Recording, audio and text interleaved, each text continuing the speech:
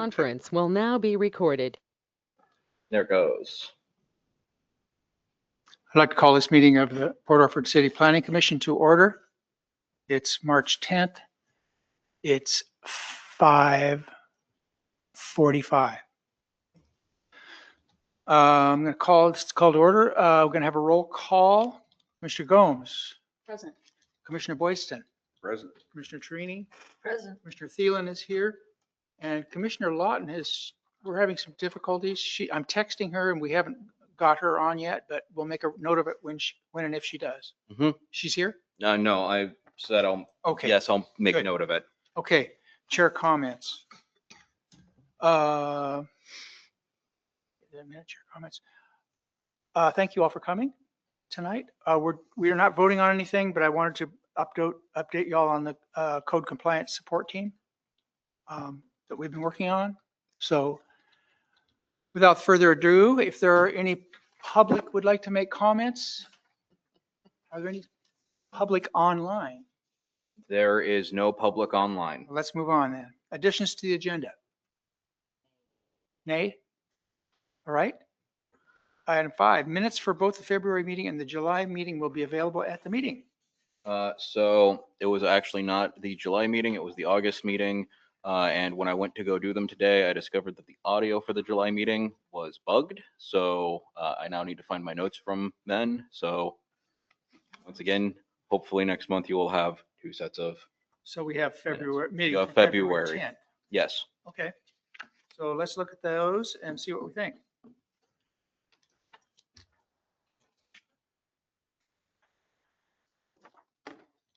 Do we approve?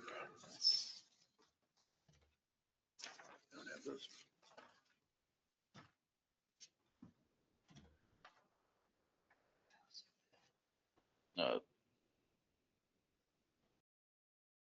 Are they not in the back packet? Nope, here they are. I didn't download them. Oh. They're still. Okay, for you. Thought I did. That's what happens when you sleep in. You said you had them.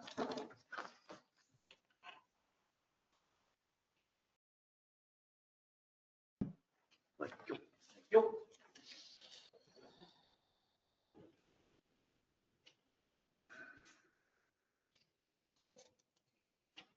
I fixed the projector. What'd you do? It was a different cable that I, Plugged it in. yeah, basically. That I didn't realize was connected to the projector. Well, there you go. So projector, now we're projector. copacetic. Yes. I love it when it's. Hi, Crystal.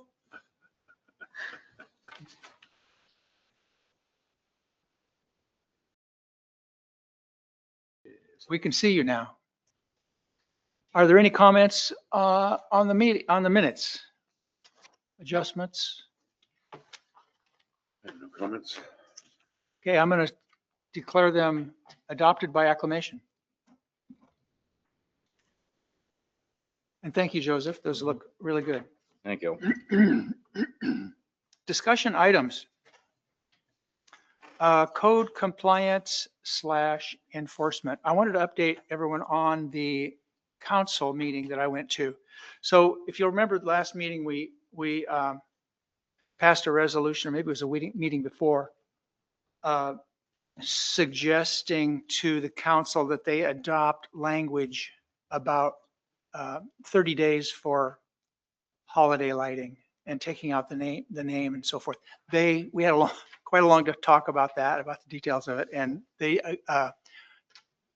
basically passed it on they moved it on to a real reading the next meeting. So I assume this month that it will get voted on. We also talked about compliance quite a bit, and they are totally on board with what we're doing. They're supporting us in doing compliance and doing education. So they like what we're doing. So I felt really good about that.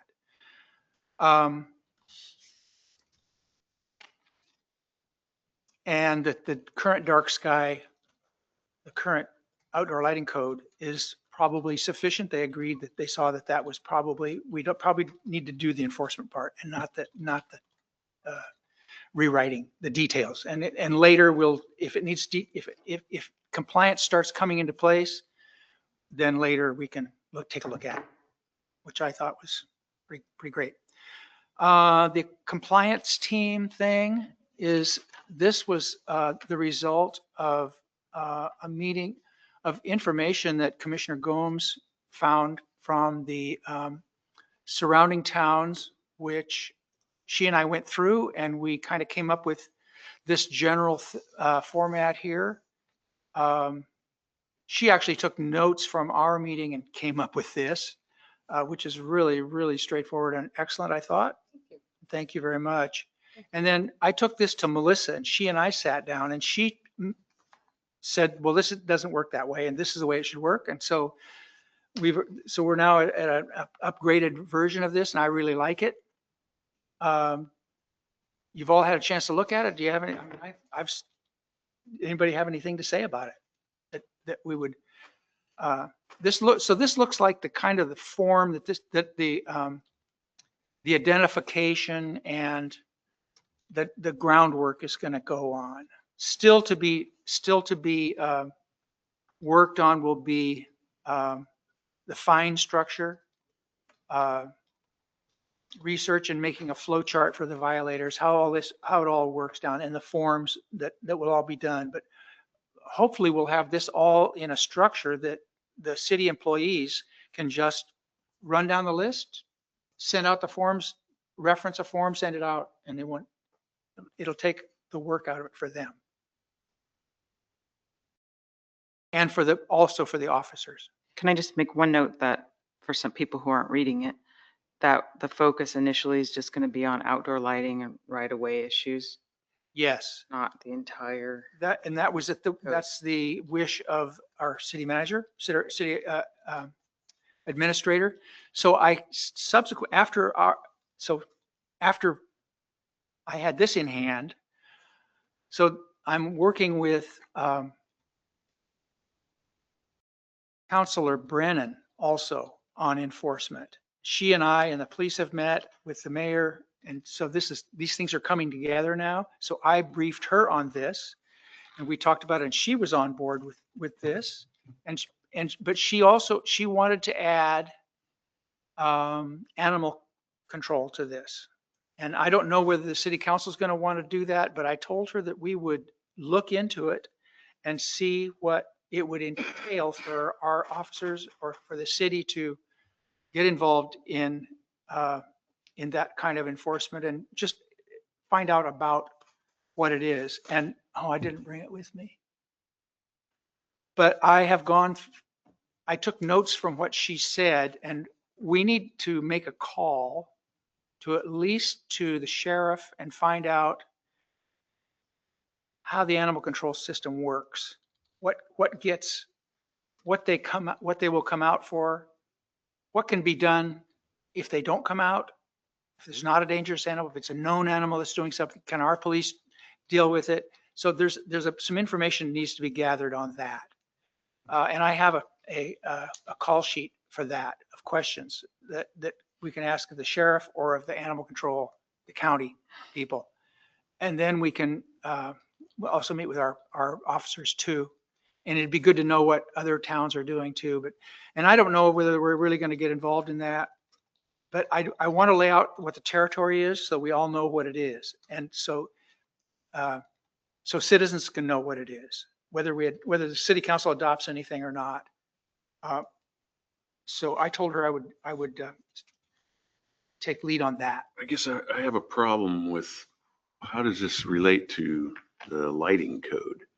It does not relate to lighting code at all, Okay, except for through compliance. right. So there's all these other compliance. There's a bunch of other ones. There's The- housing, there's dead vehicles in the yards, there's junk piled up, there's refrigerators in the right of way, there's all kinds of stuff.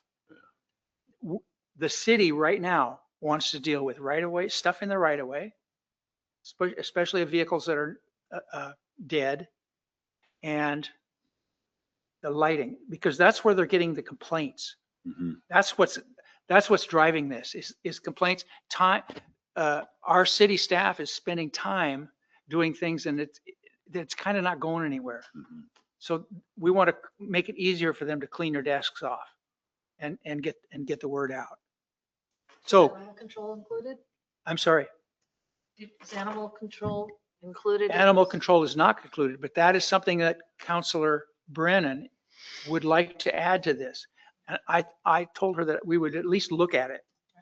So this isn't from city council, but it's from a counselor who is also working with us on this. So I think it's a courtesy to her to see what's there. And I think it'll help inform the public and everybody on who you call, when you can call them, who's going to come, who comes, when they come, How long does it take to get here? how long, all that stuff, all that stuff. Mm-hmm. Yeah. So it's just a side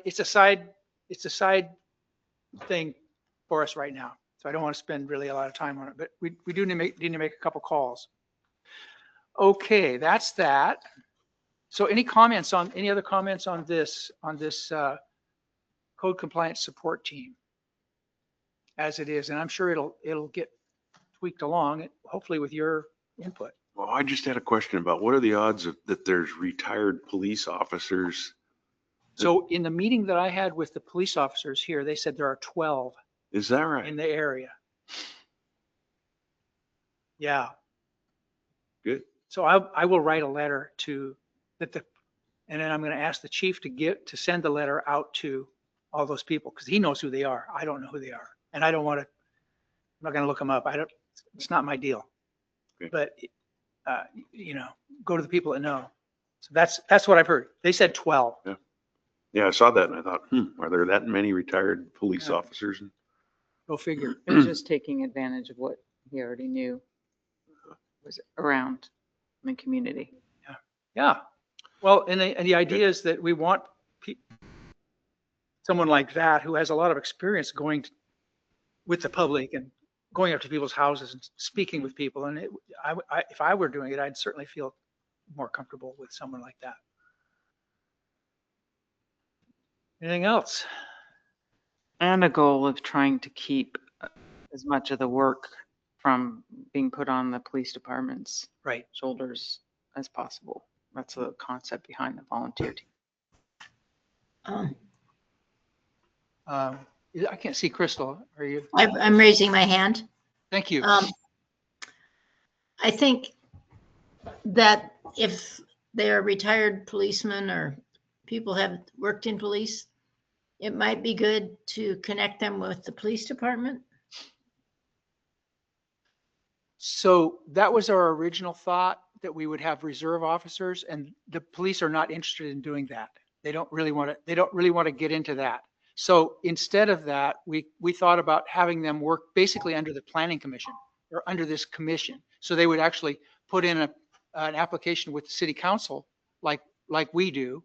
And then they're truly citizens, but they have all this experience that we could make use of. If anybody was interested in doing it, I don't know if they are, but Yeah. We're just trying something. Right. Thank you.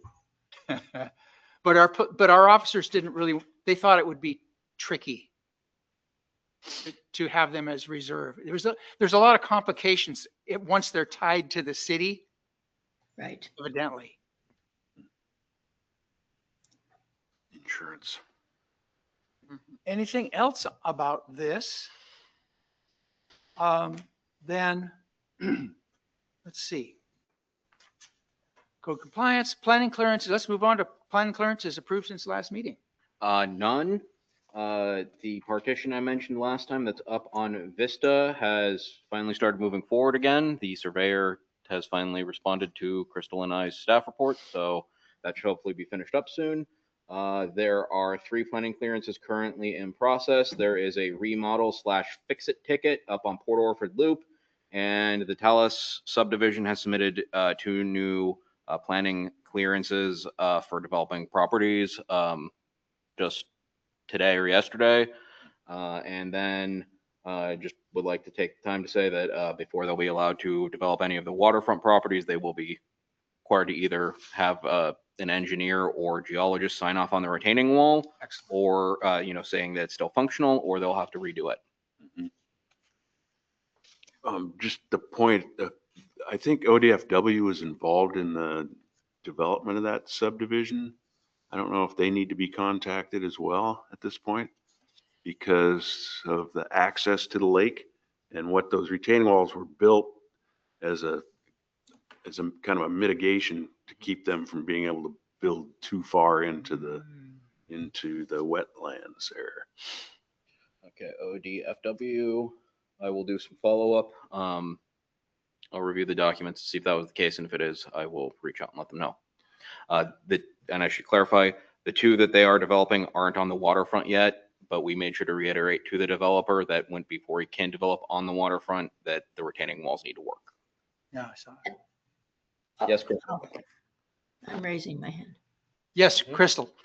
I worked on that subdivision. That was my first job when I came to Port Orford. I don't recall. I think it's good if Joseph wants to check with ODFW, but I don't recall that they were involved, but they might have been. But I think the retaining wall is because the property's front on the water and there has to be a setback from the water anyway. Yeah. Mhm. And I imagine it would be up to us if we wanted to not require, a change in not require the retaining wall or something, if there's been some changes. Well, just for the sake of engineering, I think they'd want to take a look at those retaining walls because they've been sitting for how many years? 2000, I think it was 2006 or something like that. 2000. It seems to me, when I was looking back, I saw an article that ODFW had to sign off on some of their work there because of That's probably true. I don't know. being next to the lake. Yeah.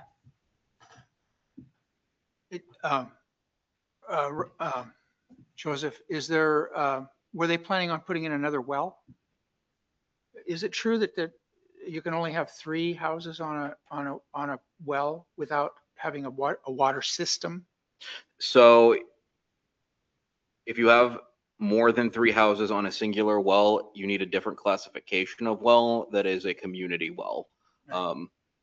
So I haven't begun processing their packets yet, so I couldn't say what their plan is to provide water yet. So I don't know if that means they've done a second well or if they're planning on connecting.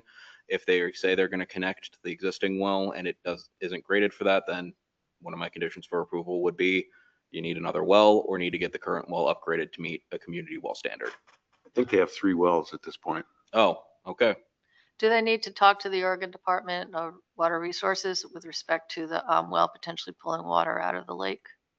I'm not sure exactly what Oregon Water Resource Department would require of them, but they are the ones who create the well logs and sign off that the wells are okay. So Yeah, I know that, but I just sometimes as water, I just was curious. if If there's anything that the city's involved with, making sure that those guys do that. Mhm. I guess not. What I do is I verify that the well log came from Oregon Water Resource Department and that it meets all the standards and that it is correct for the use that they say. If that means 1 to 3 residential properties, then it has a certain classification. If it's more than 3, then it's the community well. But Yes. Yes, go ahead. obviously they would need to be 50 feet from the water. Yes. Yeah. But that doesn't mean, Because that's the distance that we have Mhm. in our code. From a sewer. From the lake. From a sewer line? Well, no, from any use on the lake or on the ocean, there's at least a 50-foot setback. Oh, I see, to the water, to the body of water. Yeah, even a wetland or something like that is supposed to have that. So that's a question would the county have taken a look at that, a county inspector, to make sure the setbacks were there? Or would the state of Oregon? We're supposed to set the setbacks, but that's another one of those things. Who goes out and tests them? Right, that's what I'm wondering.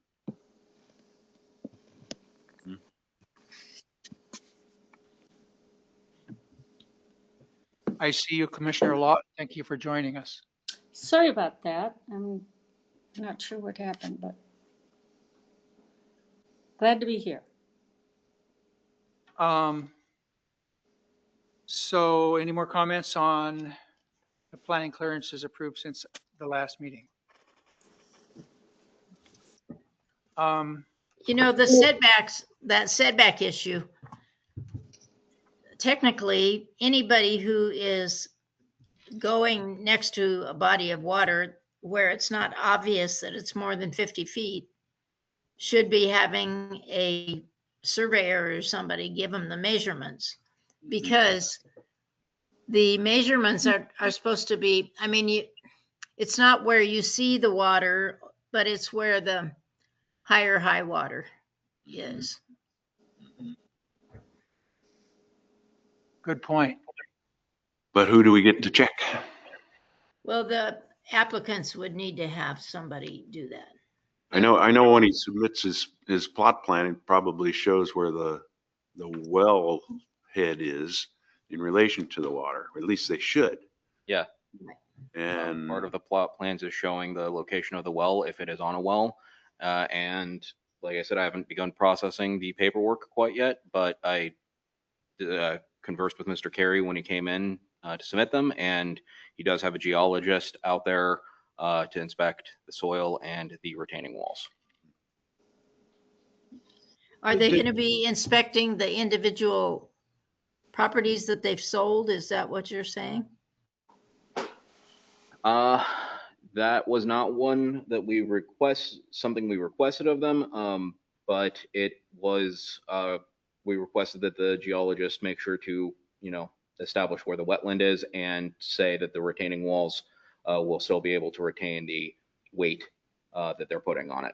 But if we need to apply something else and have a geologist look, we can ask them to do that.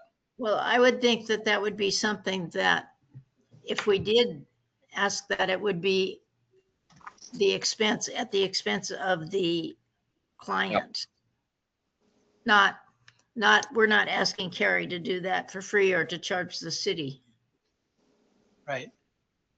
So is that the kind of thing that we could ask the applicant to have in the geology report, that the geologist has measured from the wellhead to the? I don't know if geologists measured like that. That's my question. I mean, a surveyor does it for, surveyors and engineers can do it from wetlands, and I mean, they just have the measurement and then they do the thing that shows how far it has to be and put the stakes in or something. I don't know whether a geologist, I mean, I suppose they could do it, but I don't know. I think you have to be certified by the state to do it. So the geologist could be a geologist, and they could also be certified as a Engineer. engineer or something. That's who did my place when I moved in. Somebody who had a lot of certifications. That seems like a reasonable thing to request, that a certified person, a PE or someone actually measure to the wellhead if it's surveyor anyway. if it's close enough to be in question. I think being certain of it is pretty important.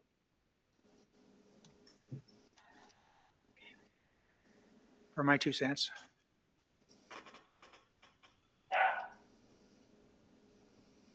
Anything else on the planning clearances? I had a question about the planning clearance form. Commissioner Boyson, did you have a chance to look at that and see whether it was up to date, or if there's changes could be made? No. Is that something you're interested in doing? Yes, I think we talked about me doing it, but no, I haven't. Yeah. I looked at mine that's 7 years old, and I don't, unless it's changed since then.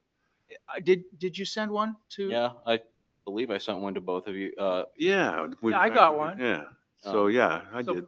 Mhm. If you're interested, I'll ask you next month, but if you Okay. print it out and take a look at it, because when I printed it, filled out one for the shed I built, Mhm. there were some things that did not apply. Mhm. It was just like, no, we don't do that here. Right. So, and I'll bet there's some things on there that aren't on there that we do. So, And the last time those forms were updated was basically right when I started working. That was one of the things Crystal did to help train me in planning, was she said, go through the forms and make sure they're up to code. And if they aren't, then change them so they're up to code. But since then, I'm sure planning is aware, we've changed our planning code by quite a bit. So I can think of one thing off the top of my head that definitely needs to be updated, and that's the price at the top. All right. So I have a quick question. Did we also kind of talked to last time about educating the public, like outreach for when compliance comes in? Would we also include in that how they can, like this complaint driven, how they can file a complaint so that that's very clear with it, with the yes, outreach? that's part of this. Okay, It's The in there. complaint form, it's in there. Toward the back. there'll be an online complaint form that anyone can fill out, and it'll be, there'll be a spot on there for that it's personal, that it's private, that your name is not going to be on the complaint or anything like that. Okay, sorry, I So didn't read the that's an back. issue. All right, thanks. And just to, as long as we're on that, we've backed up a little bit. I wanted to mention that when I spoke with the city administrator, I told her that we were updating the dark sky brochure, there's one paragraph that gets really technical right at the beginning, and to just put a more direct statement about what the dark sky, what the outdoor lighting ordinance is. And she said, great. And she said to give her a copy, a PDF of it, and they will print it out in the office on the color printer and send it out with the mailing. Oh, They'll perfect. do 750 of them and send them out. Fantastic. And then we'll also have a few made that we can give to realtors and to pass around the town. So that's in work. That's in work. Excellent. Okay, anything else? Let's see. Other business, city planner comments. Crystal? You're muted, Crystal. I don't Oh. have any comments. Thank you. Other planning commission comments? Or Joseph, do you have a comment? Y'all are doing great work. You too, Joseph. Thank you. Thank you. Planning commission comments? None. I want to appreciate you all for showing up and putting your head to all this stuff. You know, sometimes we make a lot of progress and sometimes we make some progress, and we show up and we do what we do. So thanks a lot. Public consideration. Do we have any public yet? No one in the room and no one online. Okay, our next meeting is April 14th at 5:30. Oh, Oop. we were talking about potentially switching that to 3:30. No, that would be, oh yeah, we were talking about that.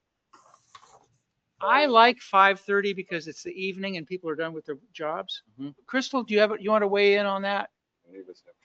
No, if I need to, let's see, I was checking my mic. If I need to be there, I can make arrangements, I think, to do it, and just come a little earlier and meet at the city and then not go all the way home. I would just ask if, is that accessible to the public? I know we generally don't have a lot of public at our meetings, but when we do, 3:30 is the work day for Right. people. I know we're retired, but for the most part. And we do have meetings where people come. Yes, so. So I mean, 5:30 is a better That time. would be my only. Yeah. I would like 3:30 because I have nothing, Yeah. but I think for accessibility. Okay. Yeah. Then I think we're going to stick with 5:30. All right. So it'll be 5:30, April 14th. Meeting is adjourned. Meeting is adjourned at 6:15. Bing, bam, boom. Thank you all. That was awesome.